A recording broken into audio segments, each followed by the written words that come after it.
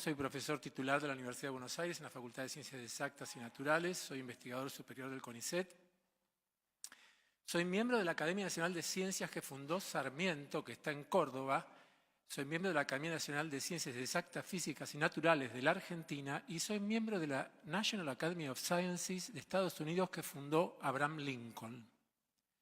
Y entre los muchos premios que recibí de este Senado la mención de honor Domingo Faustino Sarmiento.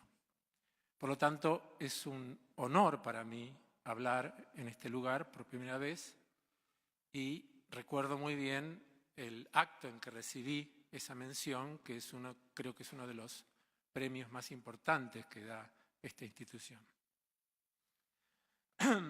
Voy a leer, cosa que no acostumbro a hacer.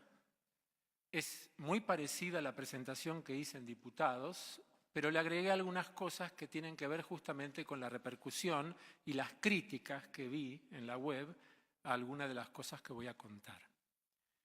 No voy a tardar 7 minutos, voy a tardar un poco más, pero tampoco voy a tardar media hora. Va a ser limitado. ¿De acuerdo? Bien. Mi exposición tendrá como eje los conocimientos actuales en biología y en particular en biología molecular, genética y epigenética, que confirman que un embrión no es lo mismo que un ser humano. Trataré de explicar que el término vida humana, entre comillas, no es un concepto biológico, sino una abstracción que resulta de convenciones sociales, jurídicas y o religiosas. Explicaré qué es lo que se entiende por vida en biología y cómo la existencia de células vivas preexiste al nacimiento y sigue existiendo por un tiempo no despreciable después de la muerte de un ser humano. También fundamentaré por qué el nacimiento con vida no solo es un hito legal, aún en los países donde está penalizado el aborto, sino que marca una profunda línea de corte, un antes y un después, en el desarrollo de los mamíferos placentarios como el hombre.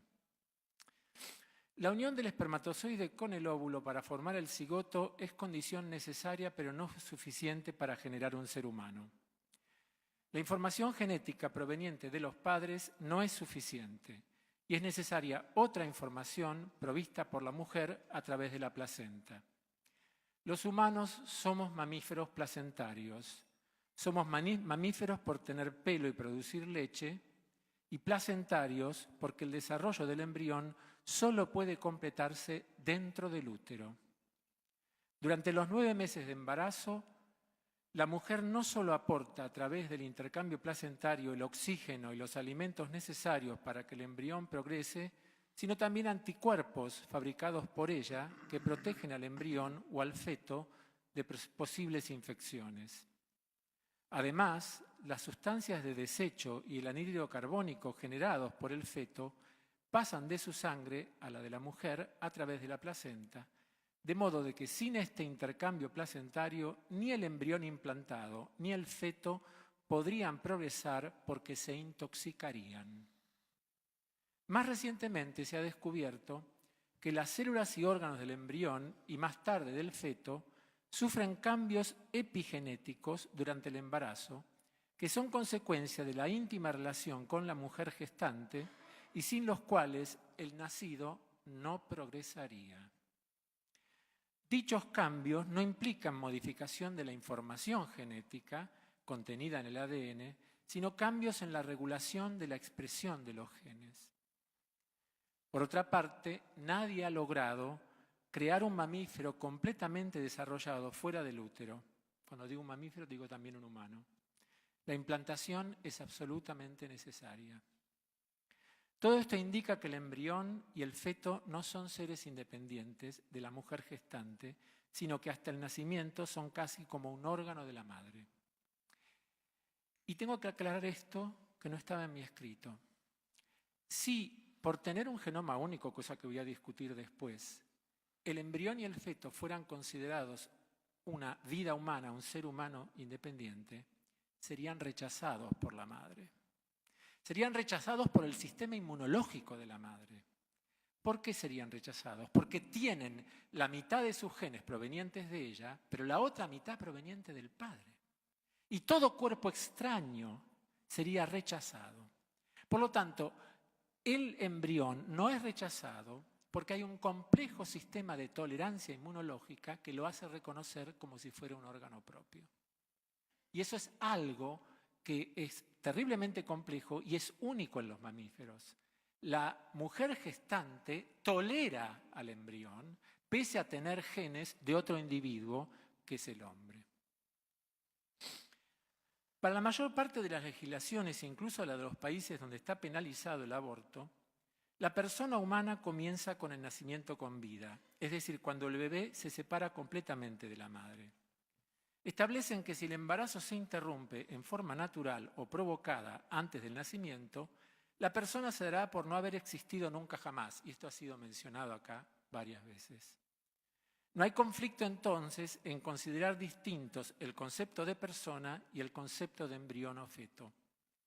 Incluso no hay conflicto en concederle derechos suspensivos al embrión, los cuales se hacen efectivos al nacer con vida. El conflicto surge por lo que algunos califican como, entre comillas, vida humana. Un concepto que no tiene una definición taxativa y responde más a creencias que a hechos.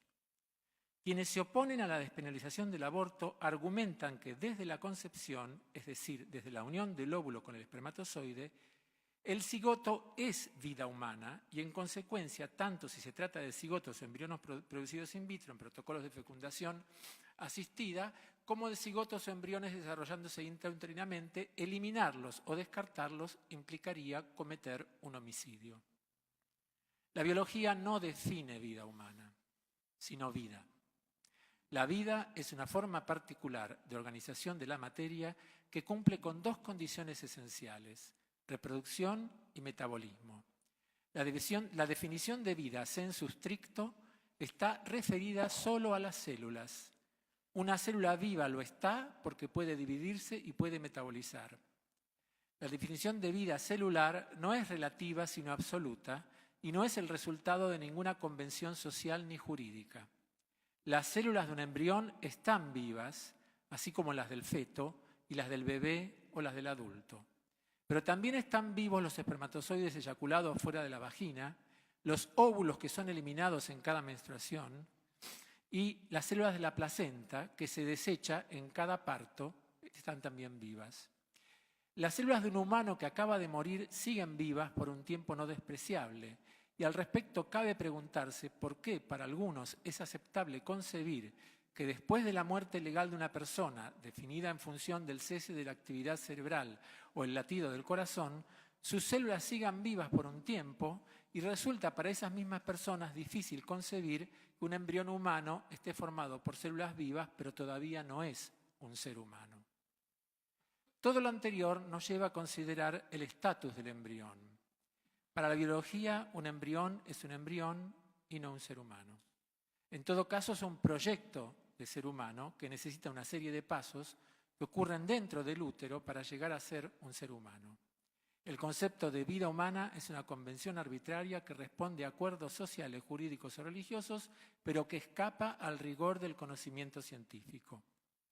Algunos opositores a la legalización del aborto han criticado mi exposición en diputados diciendo que el embrión tiene un genoma único, distinto del de la madre y que por lo tanto es vida humana.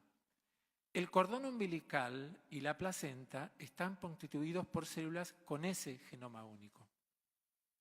Más aún, en la sangre de la mujer embarazada circulan células vivas del embrión o feto con ese genoma único.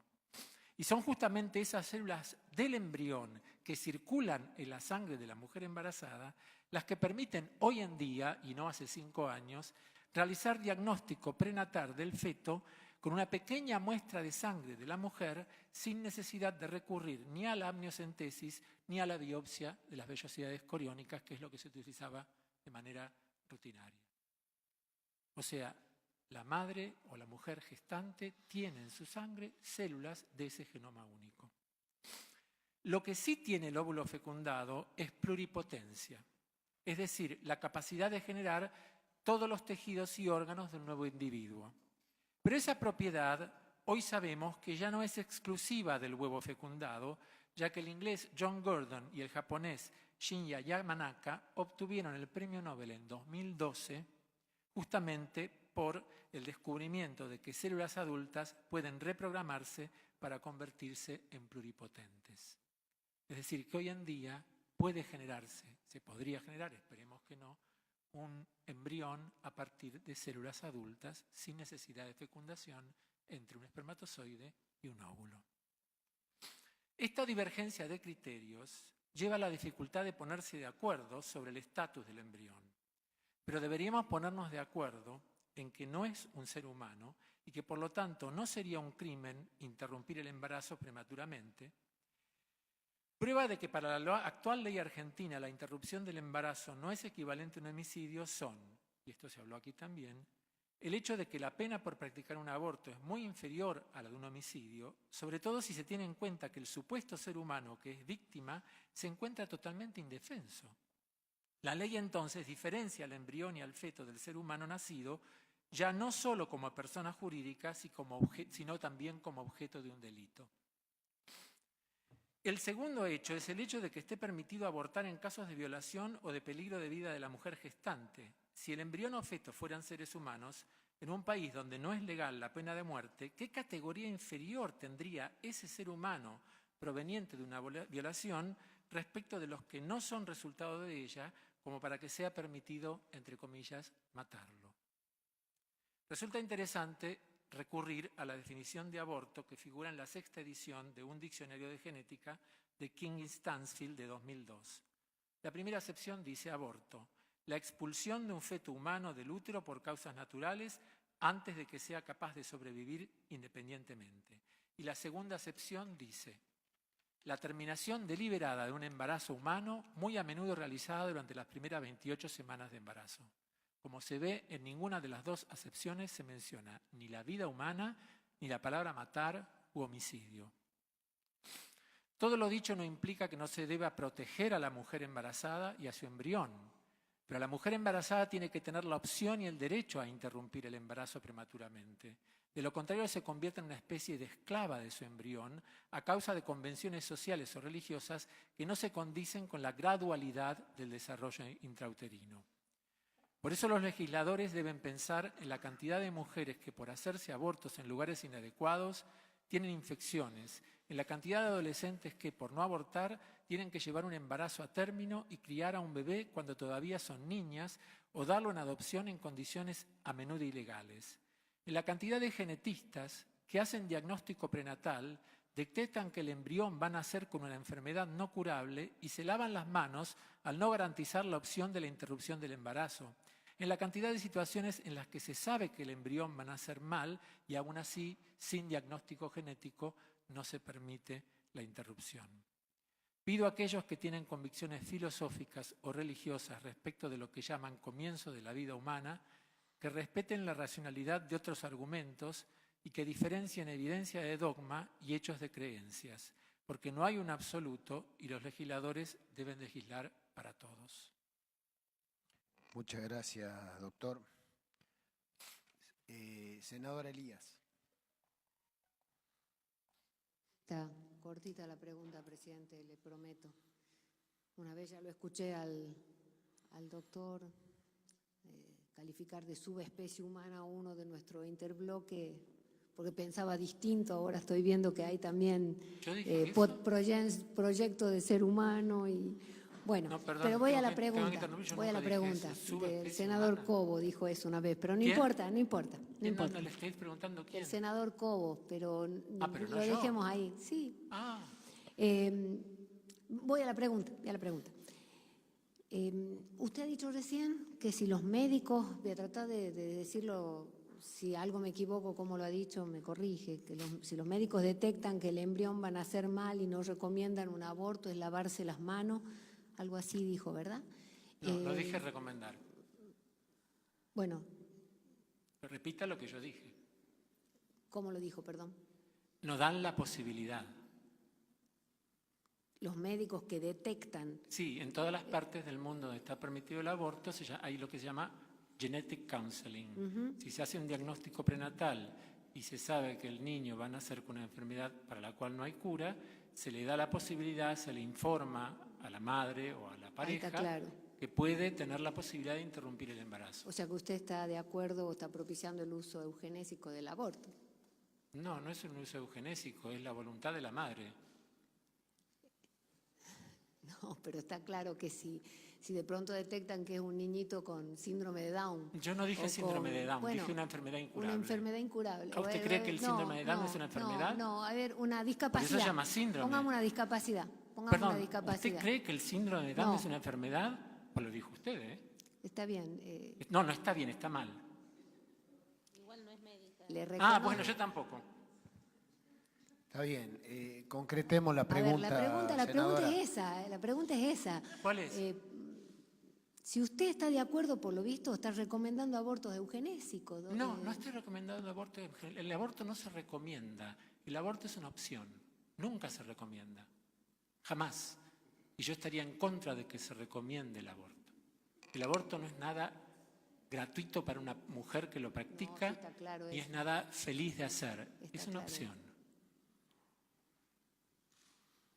Perfecto. Triste opción. Gracias.